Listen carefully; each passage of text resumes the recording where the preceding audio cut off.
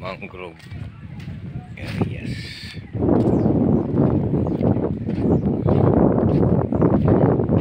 Tayo sa may Calagwas Island for today's video.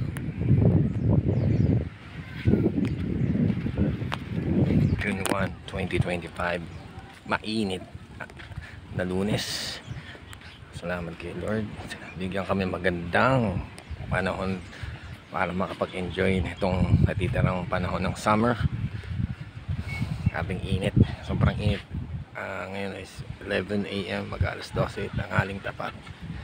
Ito kainit, kaganda dito sa Calagwas Beach. Calagwas Beach dito sa Camarines Norte, Bicol Region. Yung mga dumating na ferry boat galing pa yan sa mainland ng Bicol, sa Vincent's, ayan ang Vincent's. Okay, dito sa mag night time dito, mamaya mag-inom, mamaya kami magpo-bonfire, mamaya may activities na gagawin dito.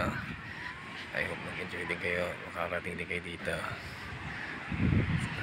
Thank you for following my channel at i-share nyo po ang aking latest upload na this content. Gano'ng kaganda dito sa lugar, promote ko to beach dito sa Calagwas. At sulit naman yung gagastusin nyo, promise. Mas maganda pa rito